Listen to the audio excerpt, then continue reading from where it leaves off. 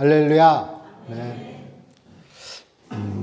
제 제목을 오늘 우리 베드로전서 1장 1절부터 9절까지 읽었습니다. 제목을 흩어진 나그네 이렇게 적었습니다. 나그네 그러면은 정처 없는 거 떠오르죠? 그건 어쩔 수 없는 것 같아요. 제가 학교에서 배울 때도 나그네 그러면은 맨날 술 읽는 마을마다 타는 저녁놀. 요즘도 그거 배우나요? 배워요? 아, 와, 대체 언제적 건데. 아, 배운대요. 술 있는 마을마다 타는 저녁널, 뭐, 구름에 달 가듯이 가는 나그네. 야, 어우, 제 머리도 아주 괜찮은 것 같습니다. 예, 그래서 참 정처 없음, 뭐라 그러죠? 그런 그 심상이 나그네에게 있습니다. 그래서 세상에 발둘 곳 없고, 참 이것은 내 곳이 아니고 그런 거 있잖아요. 예, 그런 심상이 나그네란 단어에 알게 모르게 이렇게 묻혀져 있습니다. 예, 그렇다고 쳐요. 예, 그래야 얘기가 됩니다. 그런데 우리는 나그네라 그럴 때 예전 가요도 있었죠. 인생은 나그네길. 다들 50대 이상이셔서 다 알아들으실 텐데. 예. 그래서 다 그런 것도 부질없음, 헛됨 이런 것에 많이 이렇게 방점이 찍히는 것 같습니다. 예. 그래서 흩어진 나그네라 그럴 때도요. 만약 우리가 그런 나그네 심상을 그대로 그냥 가지고 온다면, 그대로 가져온다면 그렇게 헛됨, 어디면 이 세상에 발붙일 곳 없는 이런 어떤 그 심상들이 아무래도 많이 들어오게 됩니다. 그래서 우리는 이 땅에 미련을 두지 말아야 돼. 일견 맞는 말입니다. 우리는 이 땅에 매이지 말아야 돼. 우리의 본향은 여기가 아니야. 참 맞는 말이긴 합니다, 분명히. 그러나 우리가 이 땅에 얽매이지 말아야 돼. 우리의 본향은 이곳이 아니야 라는 말과 우리가 이 땅의 삶을 아무렇게나 살아도 돼. 이건 다른 얘기죠, 전혀요. 예. 우린 나그네니까, 우린 그냥 여기 스쳐 지나갈 뿐이니까 이 땅의 삶은 별 의미가 아니야. 이건 아니죠. 그렇게 이해하지 않죠. 예. 나그네는 참 덧없는 거야. 그러니까 이 땅의 삶 참 덧없는 거야. 이렇게 너무 빨리 가버리면은 참 곤란한 거죠. 이것은 왜 그렇게 표현하냐 그럴 때도요. 분명히 하나님과 같이 하는 그렇게 또 하나님의 본향으로 하늘로 돌아가는 그것에 비하여 이 땅의 삶이 나그네라는 것이죠. 아무리 그렇게 얘기할 때도요. 영혼과 비교하여서 영혼과 대조하여서 짧은 시간이니까요. 그리고 영어 성경 같은 경우에도요. 두 가지 번역이 대표적으로 존재하는데 우리에게 익숙한 번역 중에 한 가지는 순례자입니다. 필그림이라고 얘기하는. 예. 그러니까 순례자 이미지, 나그네의 이미지랑 또 순례자 이미지도 조금 다르죠. 순례자의 이미지는 본향은 하늘이고 시민권이 하늘에 있고 예. 종교적인 의미로 우리 기독교적인 의미로 그렇게 순례자 의미로 이 땅에서 근데 순례자는 그의 소속이 하늘인 것이지 이 땅의 삶 가운데서 그렇게 하늘에 소망을 두고 하늘에 적을 두고 이 땅의 삶에서 주님을 찾아 다니는 사람들인 거죠. 그런 것을 강조할 때 우리가 순례자라 얘기할 수 있겠죠. 그리고 또한 베드로전서 2장 11절 같은 경우에 이렇게 잠깐 보시면은 거기에는 거류민과 나그네 이렇게 나옵니다. 예. 거류민, 임시 거주자 우리 이렇게 얘기할 수도 있고요. 나그네라는 이 우리가 번역된 이 헬라어 단어가 한글로 이렇게 좀 풀어서 설명을 하면은 나그네라기보다는 그러니까 거류민보다 더 짧게 단기 외국인 거주자 이래야 되나요? 그러니까 임시 거주자는 뭐 일하러 온 사람일 수도 있고 외국인으로서 일하러 온 사람들 거류민이라 그럴 때요. 한국인이 아니라 영주권이랑은 또 다른 얘기예요. 영주권은 말 그대로 되게 장기간이죠. 예, 오랜 기간이죠. 그래서 영주 아닌가? 제가 한문을 잘 몰라서. 예, 영주란 말은 그런 거잖아요. 시민권과는 좀 다르지만 그래도 그렇게 기한 없이 거주할 수 있는 영주권보다 더 짧게 그렇게 어떻게 보면 일하기 위해서 일하러 온 사람들을 우리가 이주 노동자 이렇게 얘기하죠. 그런 표현 중에 한 가지가요. 그런 것처럼 임시 거름이라 그럴 때, 거름이라 그럴 때는요, 외국인으로서 그렇게 살아가는 사람. 예. 그러나 그것이 평생이 아니라 어떻게 보면요, 그렇게 살아가는 사람을 거름이라고 그러고요. 그거보다 더 짧게 마치 여행하듯이, 예. 여행은 아니지만 여행하듯이 더 짧게 머무는 사람에 대하여 이 헬라어 단어가, 우리가 나그네라고 번역한 헬라어 단어가 사용됩니다. 그래서 여행자, 순례자, 예. 단기 거주자, 외국인으로서, 이방인으로서 이런 그런 그 풀이가 가능해집니다. 그러니까 나그네라는 말도 일견 맞지만, 예. 거기에서 이런 어떤 소외됨, 어떤 소속되지 않음, 그런 것보다 더 강조되는 것은 하늘에 소속됐다고요. 이 땅에 소속되지 않았다가 강조되면은 그거는 두 번째 강조돼야 될 것이고, 더 강조될 것이 무엇인가? 하늘 시민이라는 거예요. 천국 시민이라는 거예요. 하나님의 백성이라는 거예요. 그런 거 있잖아요. 우리가 무엇을 강조하냐에 따라서 참 보는 관점이, 느끼는 어떤 그런 감정이 너무 달라지잖아요. 나는 이 땅에 발붙일 곳이 없어 이러면 너무 서글프죠. 제가 너무 극단적으로 말씀드릴게요. 그런 거죠. 아, 세상은 나를 너무 미워해. 세상은 나를 고통스럽게. 참 세상은 헛돼. 이렇게 생각하는 것과, 예, 같은 상황에서도 나는 하늘 시민이야 생각하는 것과 너무 다르죠. 예, 힘들어요. 세상에 나를 반기지 않는 것 같아. 그래서 역시 나는 나그네야. 이러는 것과, 아, 나는 하늘 시민이라서 이 땅에서 나그네야. 다르죠. 그 얘기입니다. 흩어진 나그네라 그럴 때도요. 예, 지금 아마도 우리가 사도 베드로가 이 편지를 보낸 그 상황을 우리가 얘기해 보자면, 추리해 보자면, 정부의 공식적인 막 박해는 있었던 것 같지 않습니다.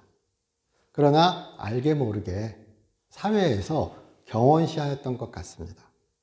그리스도인이 됨을, 그리고 그렇게 그리스도인으로서 살아감을, 사회에서 곱지 않은 눈으로, 세상에서 이런저런 압박으로, 그렇게 어떤 그런 시선이, 혹은 경제적, 사회적 불이익이, 정치적 불이익이 막 공식적으로 막 쏟아지고 진짜 막 죽음의 순교해리는 박해들이 막 공식적으로 일어나는 것은 아닌데, 경원시하고 불편함을 받고 불이익을 받고 어떻게 보면 손가락질을 받고, 이런 어떤 사회적인 냉담한 시선들이 막 존재했던 것 같아요. 공식적인 박해와 사회적인 냉담한 시선과 불이익은 조금 다르죠. 그렇게 한번 이해해 보셨으면 좋겠습니다. 그런 상황에서 사도 베드로는 이야기합니다. 우리는 하나님의 백성이다. 우리는 이 땅에서 그렇게 소외받는 것처럼, 혹은 그렇게 핍박받는 것처럼 우리가 지금 상황에 있으나 우리는 하나님의 백성이기에, 우리는 이 땅에서 오히려 하나님의 백성으로서 살아가야 한다. 이렇게 얘기하는 겁니다. 그래서 대표적으로 우리 다 성경 갖고 계시니까요. 2장, 베드로전서 2장 11절, 12절 보시면요. 가까우니까요. 12절 같이 한번 읽어보겠습니다. 2장 12절. 너희가 이방인 중에서 행실을 선하게 가져 너희를 악행한다고 비방하는 자들로 하여금 너희 선한 일을 보고 오시는 날에 하나님께 영광을 돌리게 하려 함이라. 아멘. 이 땅의 삶, 우리 어차피 떠나갈 거니까, 헛된 거니까, 아무것도 아니니까, 저 하늘에 소망을 두고 그냥 하늘만 보고 살아가. 이게 아니라요. 저 하늘의 백성이니까 이 땅에서도 하나님께 영광을 돌리자. 이게 맞죠? 이걸 부정하실 분 아무도 없을 겁니다. 그러니까 사도 베드로는 그런 관점에서 얘기하고, 그래서 그렇게 우리가 선한 일을 함으로써, 우리가 그렇게 하나님의 말씀에 따라 삶으로써 받는 고난을 기쁘게 여기자. 그것은 하나님께서 기뻐하시는 고난이 될 수 있다. 이렇게도 얘기할 정도로, 그렇게 이 땅의 삶에서 순례자로서 살아간다는 의미가, 나그네로서 살아간다는 의미가, 우리가 그냥 받는 그런 의미가 아니라, 말씀을 따라 그 말씀이 심겨져서 변화되어서 그리스도의 백성으로서, 하나님의 백성으로서 그렇게 하나님께 영광을 돌리는 삶을 살아가기를 바랍니다. 그래서 그렇게 살아감에 따라 오는 고난에 무너지지 않기를 바라고 용기를 주기 위하여, 확신을 주기 위하여 보낸 편지가 베드로 전서입니다. 그래서 2장 지금 11절, 12절에서도 그랬고요. 3장 15절, 16절 봐도 거의 비슷한 이야기 나옵니다. 3장 15절, 16절, 16절 한번 같이 읽어보겠습니다. 3장 16절 읽겠습니다. 선한 양심을 가지라. 이는 그리스도 안에 있는 너희의 선행을 욕하는 자들로 그 비방하는 일에 부끄러움을 당하게 하려 함이라. 아멘.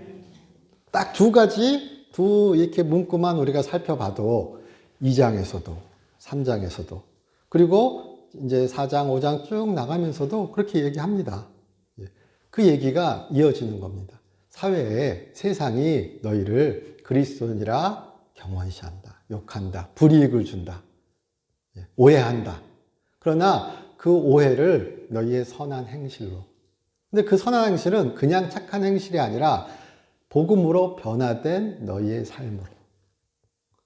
하나님의 백성으로서 살아가는 그런 삶으로서 그들이 그런 오해를, 비난을 오히려 멈추고 너의 삶을 통하여 하나님을 알게 하고 보게 하고 그렇게 복음이 증거되게 하라. 아멘. 네. 그런 삶을 베드로는 전파하고 싶었던 것 같습니다.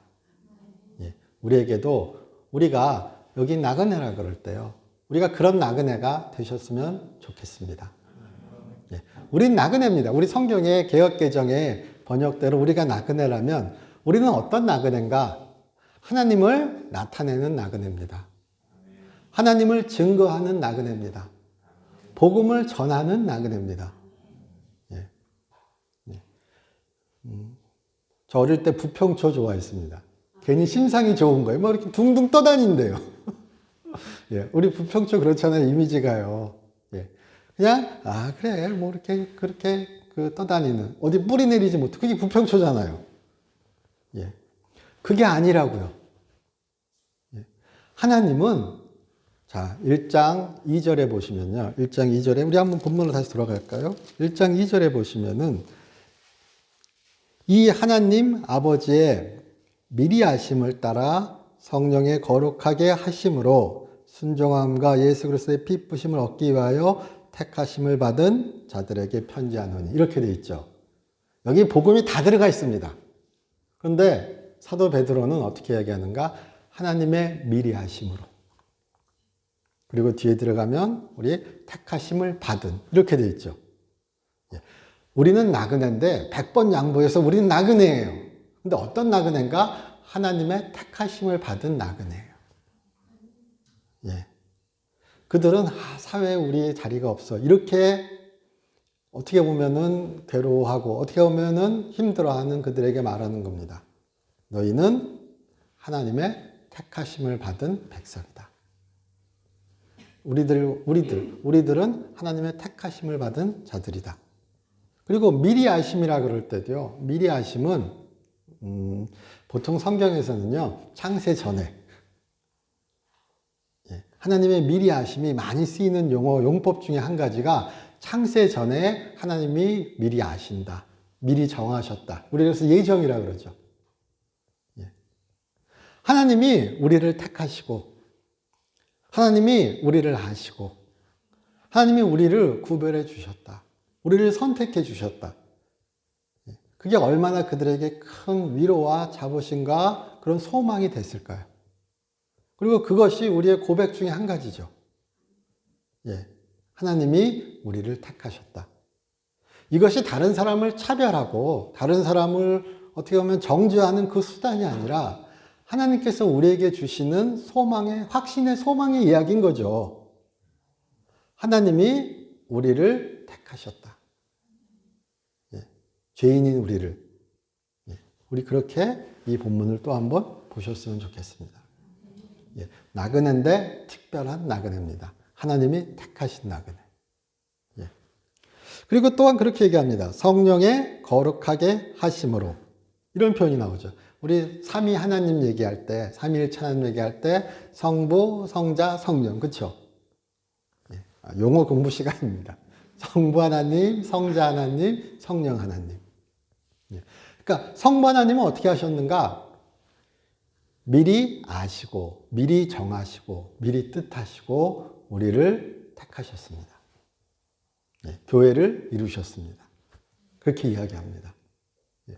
그리고 성령 하나님께서는 어떻게 하셨는가? 거룩하게 하심으로, 구별하게 하시고, 다시 태어나게 하시고, 그렇게 우리 뒤에 나오는 그리스도의 보혈의 능력으로 우리가 구원을 얻게 하시고, 또한 성화의 삶으로 이야기된, 구원받고 그렇게 하나님의 성령으로 살아가게 하는 그런 모든 것을 통칭하는 영어가 거룩하게 하심으로, 깨끗게 하심으로, 하나님께 갈 수 있게 하신 거예요. 하나님은 선하신 분이고 죄가 없으신 분이죠. 예. 이거 외우세요. 하나님은 선하시고 죄 없으시고, 그러니까 우리가 하나님께 가기 위해서는요, 하나님을 볼 수 있기 위해서는, 하나님과 같이 있을 수 있기 위해서는 우리에게 죄가 없어야 되죠. 근데 우리는 죄가 없을 수 없죠. 그래서 우리에게 예수님이 필요한 거죠. 예수 그리스도의 의가, 예수께서 허락하신 그런 보혈의 능력이 우리에게 있어야 되는 거죠. 근데 그것을 이 땅에서 이루게 하고 우리가 하나님께 갈 수 있게 하는 그것을 이루시는 하나님의 크신 능력으로 우리가 얘기할 때, 그것을, 능력이 성령은 아닙니다. 그렇게 너무 단순하게 이해하면은 성령 하나님을 하나님이 아니라 능력으로 오해할 수 있으니까요. 그러나 쉬운 표현으로 우리가 그렇게 그것을 이루는, 이 땅에서 그것을 이루는 하나님을 우리가 성령 하나님이라고 얘기합니다. 그래서 성령의 거룩하게 하심으로, 그것은 하나님의 뜻을 이 땅에서 이루는 분이 성령 하나님이세요. 그래서 우리는 지금 얘기하는 거예요. 하나님이 정하셨어요. 하나님이 미리 하시고, 하나님이 뜻하시고, 교회 사람들에게 얘기하는 거예요. 하나님이 미리 하셨고, 하나님이 뜻하셨고, 그것을 어떻게 이루시는가? 성령 하나님을 통해서. 그렇죠? 성령 하나님을 통해서 이루셨어요. 근데 뭘 이루셨냐 그럴 때 그 뒤에 지금 나오는 거예요. 순정함과 예수 그리스도의 핏부림을 받기 위하여. 예. 순종함과. 첫 번째 의미로는 우리 생각해 볼 수 있는 게, 순종함, 그렇게 했을 때 만약 나눠본다면 예수 그리스도께서 죽기까지 순종하셨죠. 하나님의 구원을 이루기 위하여 그가 그렇게 십자가의 고난을 당하시고 그가 그렇게 죽으시고 피 흘리셨죠. 그는 끝까지 죄 없는 자였죠. 우리의 죄를 대속하셨죠. 그리고 그가 그렇게 십자가에서 피 흘리셨죠. 그리고 그의 죽음과 그의 부활을 통하여 우리는 죄 씻음 받을 그럴 구원의 큰 역사를 우리가 얻을 수 있게 된 거죠. 그게 바로 그 구원의 큰 역사에 참여할 수 있는 하는 게 성령 하나님이셔요. 예. 그러니까 예수 그리스도의 순종과 예수 그리스도의 피 흘림과 이것이 우리에게 그 구원이 이루어지게 하는 것이 성령 하나님이셔요. 예. 성부 하나님이 정하시고, 성자 하나님이 행하시고, 그리고 성령 하나님이 그것을 우리에게 이루게 하시는 거죠. 예. 제가 좀 표현하자면, 쉽게 우리 이해하기 위해서. 그래서 그렇게 예수 그리스도의 피 뿌리심과 순종하심은 또한 우리에게 또 이 순종은 단순히 예수 그리스도의 순종뿐만이 아니라 그를 믿고 우리가 순종하는 거죠. 그러니까 이 순종은 또 뭐라고 얘기하냐면요.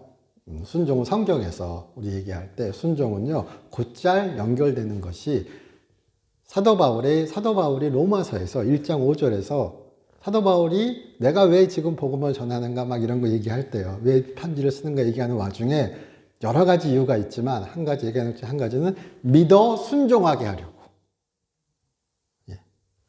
예. 그리고 믿음은 들음에서 나고, 그렇죠? 유명한 표현이죠. 그래서 또 이 헬라어 단어도요, 피스티스라는 단어가 믿음, 순종, 충성 이렇게 막 비슷합니다. 그러니까 충성과 믿음은 자주 이렇게 왔다 갔다 합니다. 우리는 단어를 믿음과 충성이 서로 다른 단어죠. 그러나 고전 그리스어는 같은 단어예요. 그러니까 문맥에 따라서 상황에 따라서 우리는 이것을 충성으로 믿음으로 서로 다르게 지금은 번역해야 돼요. 그래서 성경에서도 믿음으로 충성으로 나온 단어는 헬라어로는 같은 단어예요. 예. 자, 그러면은 믿음에는 충성의 의미가 들어가 있는 거죠. 같은 단어니까요. 그래서 왜 순종이라고 지금 번역한 것도 그 의미예요. 예. 그러니까 믿고 예수 그리스도의 피 부으시면, 그렇죠? 우리가 믿어야죠.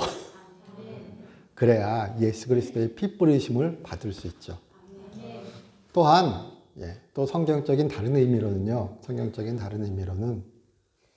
이스라엘 백성들이 출애굽을 합니다. 하나님께서 그들을 탈출시켜 주죠. 그리고 시내산에서 이스라엘 백성들과 언약을 맺습니다. 나는 너희의 하나님이 되고 너희는 나의 백성이다.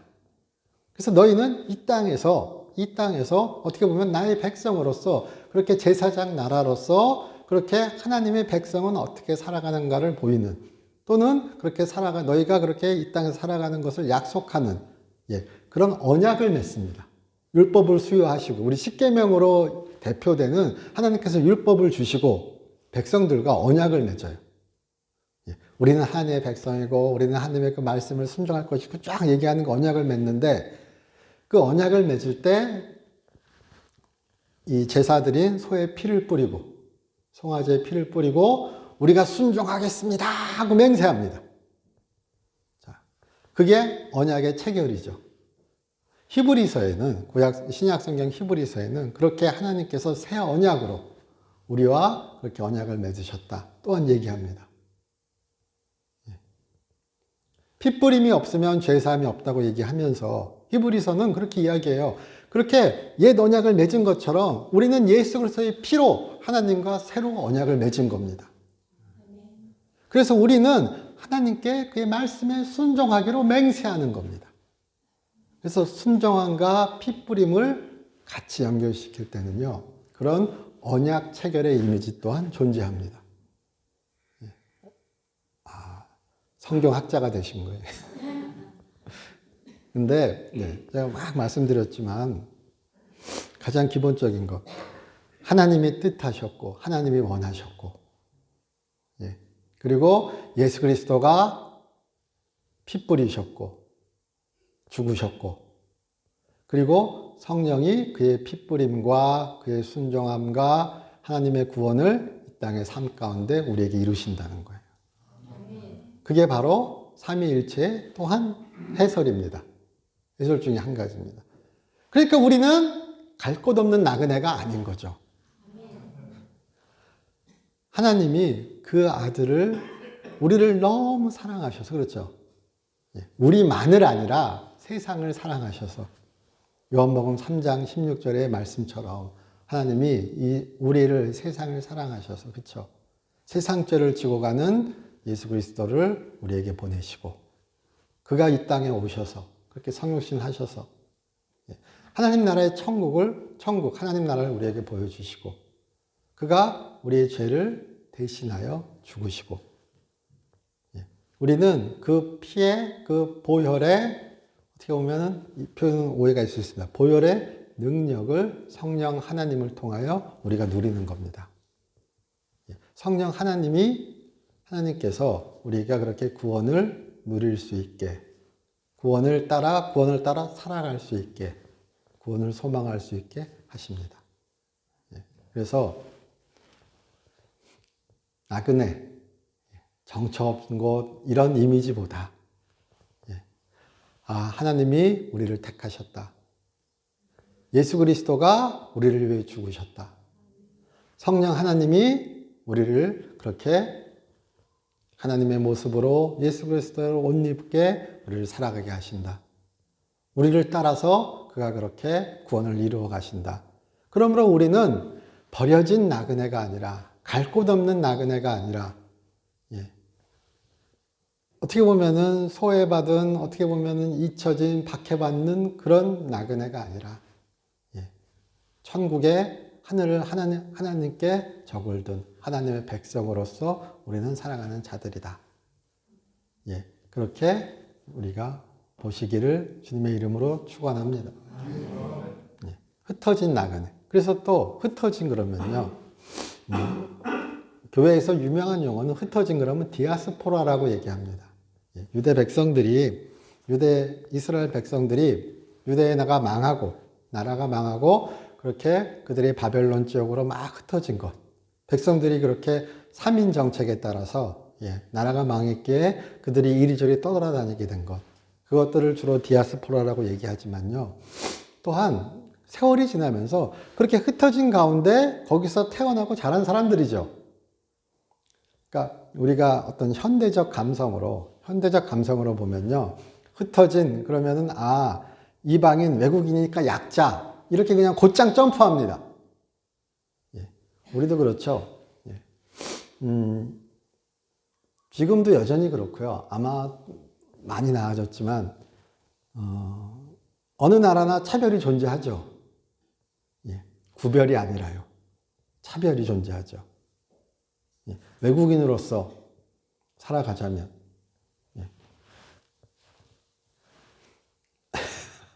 갑자기 왜 조용해져요? 정치 얘기하는 것이 아니고요. 정치 얘기죠, 어떻게 보면. 그러나 분명히 차별이 존재합니다. 그런데 여기서 말하는 어떤 이런 외국인, 이방인의 의미는요. 그런 것이 포함될 수도 있겠으나 그냥 그렇게 왜 그렇게 그럼 외국인으로서 차별받는 것이 아니라 어떻게 보면 더 정확한 것은 예수를 믿기에 차별받는 거예요. 그게 더 맞아요. 사회적으로 약자기에 차별받는다. 이 의미가 포함될 수는 있으나 그리고 분명히 그런 것도 다분히 포함됐을 것입니다. 아마. 사회적 우리가 약자라 그러죠. 그러나 그들이 지금 베드로가 계속 왜 그들은 하나님의 백성이라고 얘기하는가. 거기부터 시작하는 그럴 때는 그들이 예수를 믿음으로 차별받기에. 그들이 예수를 믿음으로 더 힘들어지는 것 같기에. 물론 요즘은 우리 지금 시대에는 좀 안 맞는 얘기일 수도 있죠. 아무리 우리가 개독교라는 말을 듣는다 그래도요. 그래도 우리가 그냥 일상생활을 생활하시면서 저 교회 나갑니다 그러면은 아우 저 위선자 이래요?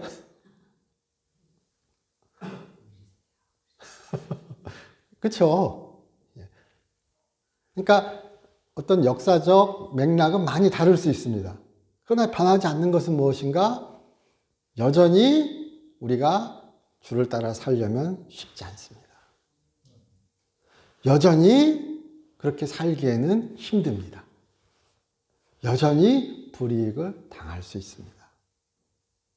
그래서 베드로의 그 이야기는 그때나 지금이나 우리에게 진리로서 다가옵니다. 예수를 믿어서 우리가 핍박받지도 않습니다. 얼마 아닌 것처럼 그러세요. 그런 식으로요. 그러나 그래도 여전히 예수를 믿고 그의 말씀을 따라 살고자 하면 또한 우리 개개인에게도 많은 부딪힘이 분명히 존재합니다. 그러나 그것을 이렇게 헛되이 넘기는 것이 아니라 그리고 그것을 가치없게 여기는 것이 아니라 이를 통해서 하나님께서 영광 받으시는구나. 우리가 또한 그렇게 다짐할 수 있는 우리가 되실 수 있기를 또 제가 될 수 있기를 주님의 이름으로 축원합니다. 1장 1, 2절 했는데 거의 다 지났어요. 그래서 보통요, 베드로전서 1장 이렇게 설교하신 목사님들 이렇게 보잖아요. 그러면 1장 1절부터 2절까지 한 번 하고, 1장 3절부터 9절까지 한 번 하고요. 1장 1절, 2절이 참 많은 걸 담고 있거든요. 근데 3절 한번 보시면은, 우리 주 예수 그리스도의 아버지 하나님을 찬송하리로다. 그의 많으신 긍휼대로 예수 그리스도를 죽은 자 가운데서 부활하게 하심으로 말미암아 우리를 거듭나게 하사 산 소망이 있게 하시며. 여기까지만 해도요, 다 말씀드린 걸 수도 있습니다. 베드로전서는 뭘 얘기하는가? 산 소망을 이야기합니다. 왜? 하나님이 정하셨고, 하나님이 뜻하셨고, 그리스도가 행하셨고, 성령 하나님이 그렇게 이루시는 그 얘기는요, 그런 하나님의 구원의 이야기는 살아있는, 살아계신, 이루시는 하나님이 행하시는 일이죠. 그러니까 이 소망은 반드시 이루어지는 소망이죠. 그래서 산 소망이에요. 우리가 그런 거 있잖아요. 그러니까 이 표현의 의미는 그렇습니다. 산 소망이란 것은 반드시 이루어질 것이기에, 하나님이 이루실 것이기에, 그 소망이 헛되이 그냥 꿈처럼 언젠간 되겠지, 이렇게 그냥 그런 바람이 세월 따라, 상황 따라 흐트러질 것이 아니기에. 그래서 산 소망입니다. 그리고 그런 산 소망이 있기에 이 땅의 삶에서 우리가 굴복하지 않을 수 있다는 겁니다. 죄에 무너지지 않는다는 겁니다. 베드로전서 5장에는 그 유명한 얘기가 나옵니다. 그냥 마귀가 오는 사자처럼 막 돌아다닌다. 5장. 5장만 보셔도 이렇게 나와요.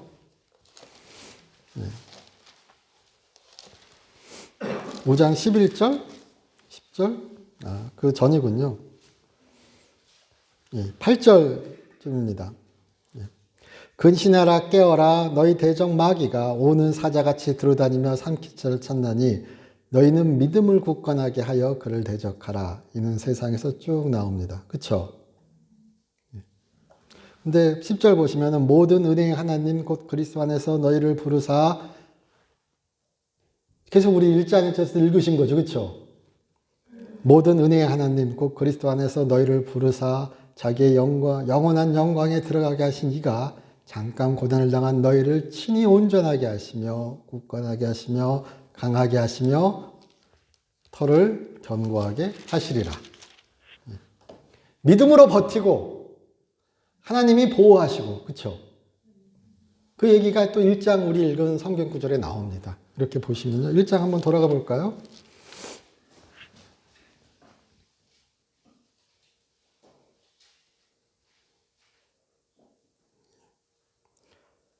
자, 5절이죠. 너희는 말세에 나타나기로 예비하신 구원을 얻기 위하여 믿음으로 말미암아 하나님의 능력으로 보호하심을 받았느니라.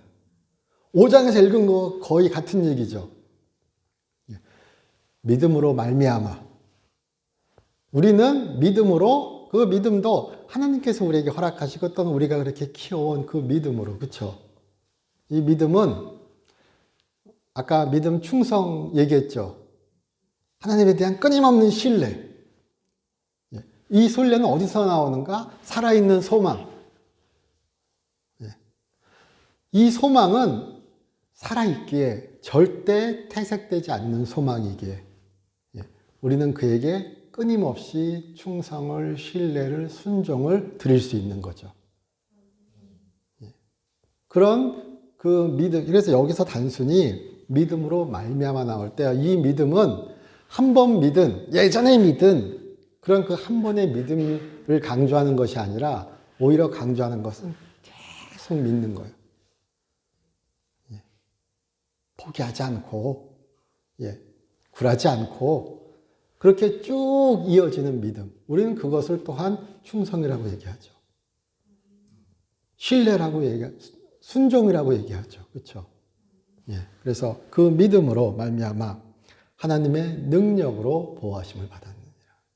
예. 그래서 6절 그러므로 너희가 이제 여러 가지 시험으로 말미암아 잠깐 근심하게 되지 않을 수 없으나 오히려 크게 기뻐하는도다. 시험이 기쁠 수는 없죠. 그래서 베드로도 얘기하잖아요. 잠깐 근심하지 않을 수 없으나. 예. 잠깐이 아닐 수는 있습니다. 예. 그러나 예. 베드로도 압니다. 예. 그 어려움이 고난이 참 쉽지 않은 것을. 그래서 5장에서도 그러잖아요. 너희 대적 마귀가 오는 사자처럼 찾아다닌다고요. 예. 그러나 믿음으로 말미암아 하나님의 능력으로 보호하심으로 예. 너희는 그렇게 썩지 않고 여기 보면요 그렇게 있습니다. 4절에 썩지 않고 더럽지 않고 쇠하지 않는 유업을 있게 하실 것이므로. 그렇죠? 하늘에 보관된 하나님께서 하늘에 두신 너희의 소망은 너희의 구원은 썩지 않고 더럽혀지지 않고 쇠하지도 않아요. 썩지 않는다는 것은 헬라어 단어 의미에서 주로 이 썩는다는 것은 죽음이나 부패와 관련됩니다. 썩지 않으니까 죽지 않는 거죠. 예.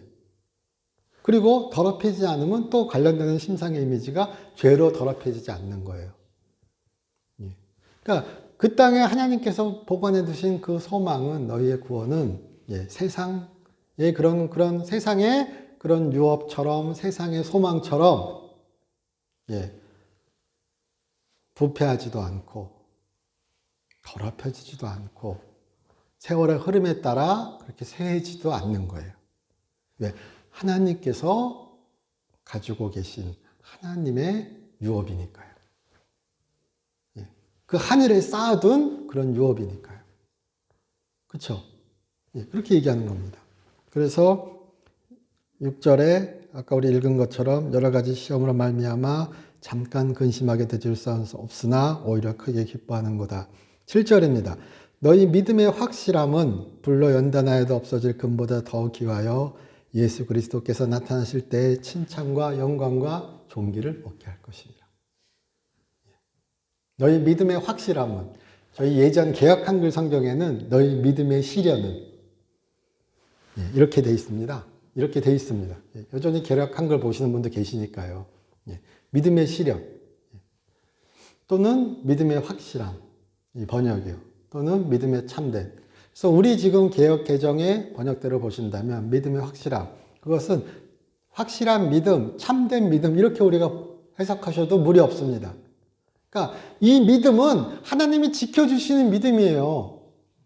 우리가 바치는 그 충성은 그만큼 값지고 하나님께서 어떻게 보면 보호해 주시고 이끌어 주시는 믿음이기에 그 구원에 그렇게 소망에 단단히 받내린 그런 믿음이기에 금보다 더 귀해요. 근데 이 금은 이 금은 귀한데 뭐라 그러냐고요? 여기서요. 우리 본문에서 그렇게 얘기하죠. 불에 녹는다고요. 그래서 그런 생각을 해봤습니다. 베드로전서 4장에서는요. 너희가 지금 불시험 가운데 있다고 얘기해요. 그래서 한번 연결시켜 봤습니다. 그냥. 그랬더니 금도 녹는 시험이죠. 금도 녹는 불시험.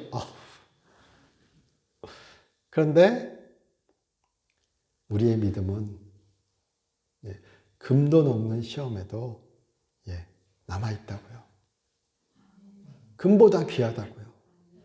하나님은 그 믿음을 귀히 쓰시고 하늘에 보관해 두신 그 유업을 우리에게 있게 하실 거라고요. 그가 다시 오실 때 그렇게 하나님께서 우리에게 주실 그 상급이 클 것이라고요. 그래서 여기 나오는 영광과 칭찬과 영광과 존귀를 얻게 할 것이라. 예수를 너희가 보지 못하였으나 사랑하는도다. 이제도 보지 못하나 믿고 말할 수 없는 영광스러운 즐거움으로 기뻐하니 믿음의 결국 곧 영혼의 구원을 받으느니라. 그러니까 이 베드로는 그렇게 이야기합니다. 그들의 상황을 모르는 것도 아니고요. 그들의 상황을 실제로 알고 그도 경험하였고 그런 상황에서 어디부터 시작하는가 똑같이 시작합니다. 하나님의 구원부터요. 예수 그리스도의 부활부터요.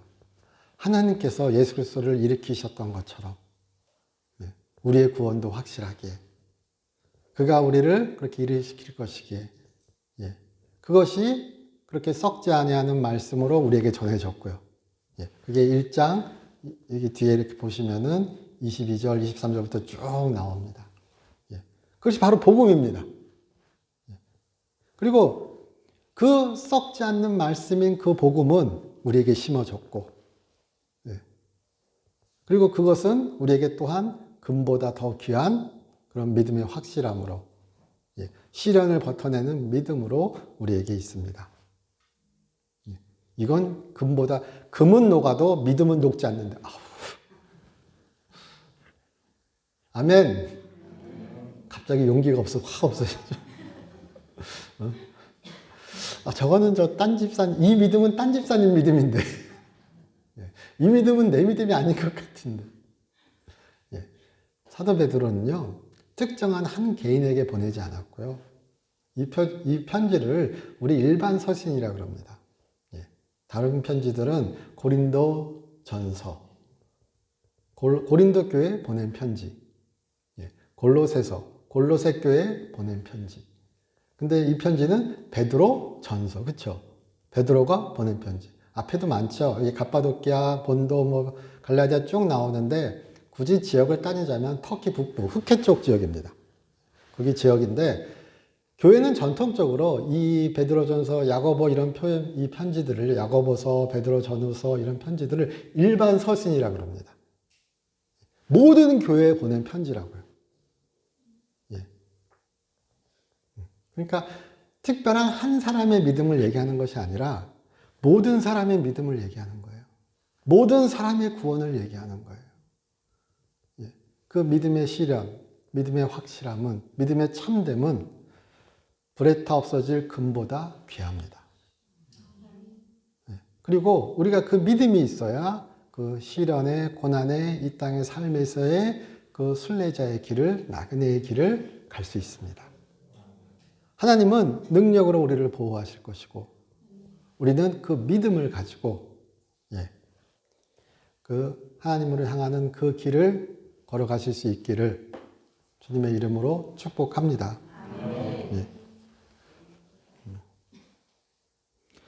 그래서 제가 오늘 드린 말씀 중에 흩어진 나그네, 이것도요, 마지막 한번 그 말씀 드리자면요, 흩어진 나그네는 흩어져서 힘든 게 아니라, 흩어져서 억울한 게 아니라, 흩어져서 슬픈 게 아니라, 흩어져서 하나님께 버림받은 게 아니라 하나님이 어떻게 보면요, 흩으신 거예요.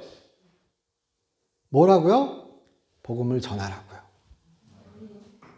하나님을 나타내라고요. 거기에서 그렇게 하나님의 백성으로 하나님께 영광을 돌리며 살아가라고요. 그래서 흩어진 나그네가 나는 그렇게 세상에 버려진, 어떻게 보면 하나님께 죄지어서 막 세상에 흩어져 버린, 우리의 죄로 인하여 이렇게 흩어져 버린 그것이 아니라, 그리고 사도 베드로는 그렇게 얘기합니다. 흩어진 그런 하나님의 백성들을 목자장인 예수께서 모으신다고요. 마지막 날. 그게 또 베드로전서에 나와요. 우리의 목자장이신 예수. 흩어진 그런 하나님의 백성을 모으는 자. 그러므로 우리는 이 땅에 버려진 것이 아니라 하나님의 구원을 전하는 자들입니다. 하나님의 구원을 증거하는 자들입니다. 우리 또한 그렇게 될 수 있기를 주님의 이름으로 축원합니다. 저희 기도드리겠습니다. 하나님, 저희 사랑하여 주심을 감사드립니다. 주님과 함께하는 삶, 우리 믿음의 확실함 가운데 금보다 더 귀한 그 믿음을 우리에게 허락하여 주시옵시고, 주의 보호하심 가운데 우리 나아갈 수 있게 하여 주시옵소서. 주 예수 그리스도의 이름으로 기도드립니다.